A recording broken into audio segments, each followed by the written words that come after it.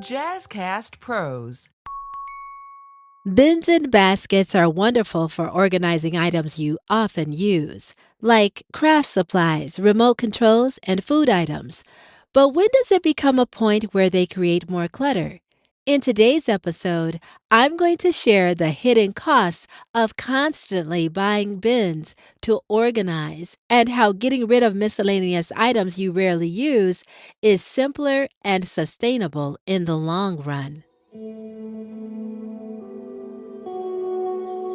Welcome to the Declutter Empress Radio podcast, a podcast to help you create a functional space wherever you roam. I am your host, Daria, and today we will discuss how to make your home your oasis. And I bet you the algorithm brought you here because you were probably searching for the best way to organize your stuff. And I want to say, please excuse me as I am in the car recording this episode. There is some noise, some background noise as I am in transition. Life, but I am so happy and so grateful for all of you out there who are my dear subscribers who are looking on ways to declutter and organize your spaces to create an oasis space.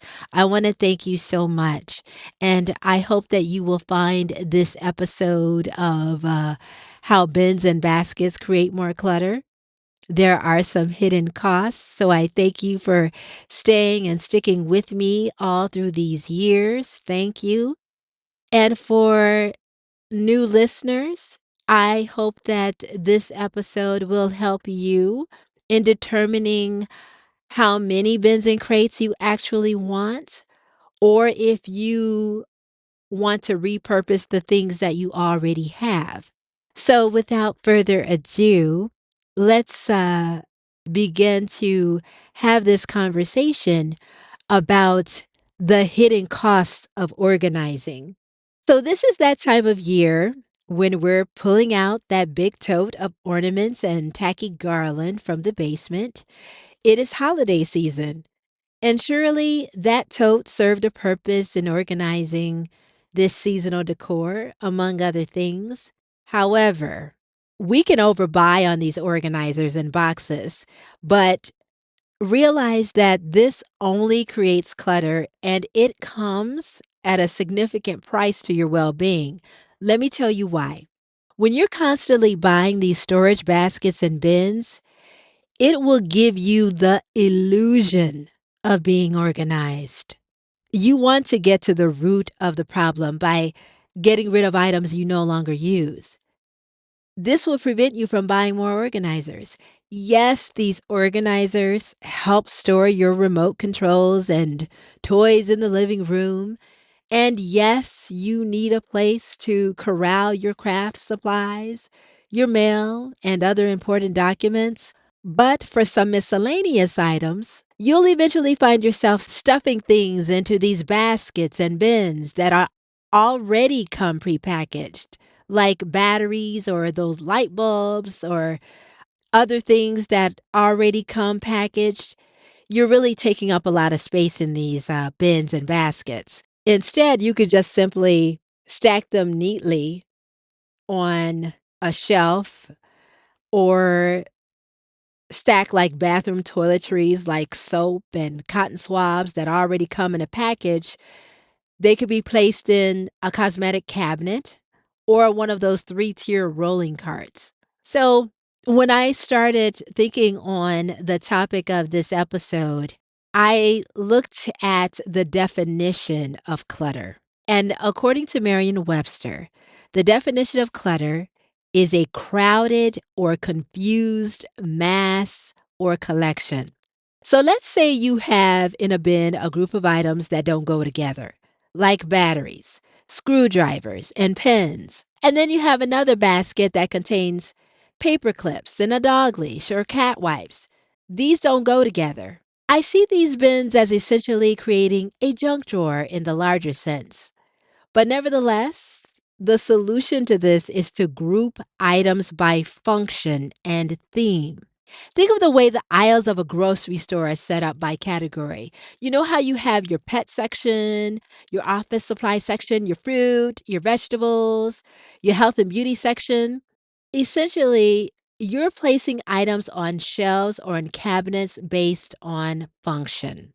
So, like in the earlier example, place the pens in an area where you use them the most, like at your desk or on your side table next to your notebook, or anywhere that's most convenient for you. Store the dog leash and cat wipes in an area that's easily accessible when you're about to walk the dog, or give the cat its first meal of the day. Now, with that being said, let's talk about the 4 hidden costs of going overboard with buying these organizers. So, first, there's the sunk cost fallacy. You already have stacks of bins and totes. So, what's the harm in adding another after you come across an organization hack from your favorite organizing pro or article? We're suckers for this because we think that since we've already invested in something, even if it no longer serves us, we keep it. You think you're losing because you spent all that time labeling and sorting your keep, save, and donate piles. So the bins pile up and they just create more clutter, which leads us to the second hidden cost: physical cost. The problem is that you're creating more clutter and you're back at square one. So those bins, whether they're made of plastic or woven, take up space. I don't care how pretty they are. And also, if these items in these containers aren't grouped by category and use, then this defeats the purpose of keeping them. For example, you don't want to toss keepsake items in with household items that would damage them. So instead of protecting the keepsake items with archival sheets that you can find at a craft store, a specialty craft store, or even order them online, you just throw them in with anything and then they become damaged, those precious heirlooms. Yeah, we want to protect the things that are important to us. Then there's the third cost: behavioral cost.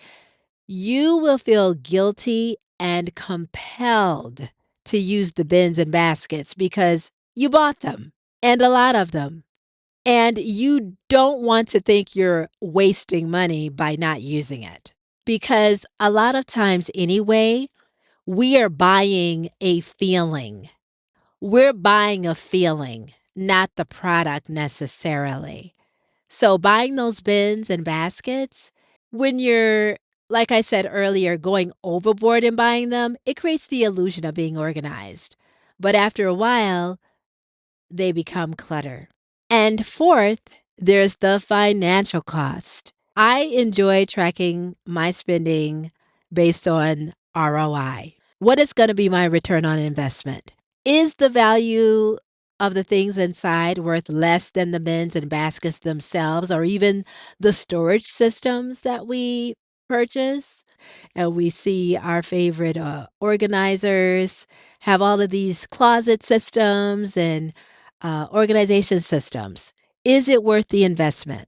And the other part of this financial cost is replacing baskets and totes that are broken. You may be replacing cracked lids and so on. And I know sometimes it could only be $1, but over time it adds up, including buying those pretty dividers and labels. It could get expensive. And I know they're fun because I like to purchase them too. I like to use them, but it can get expensive. So the primary goal is to focus on why you don't need the item in the first place. Get to the root. Focus on what you buy and what you really need to lessen the amount of bins and baskets and containers that you really need.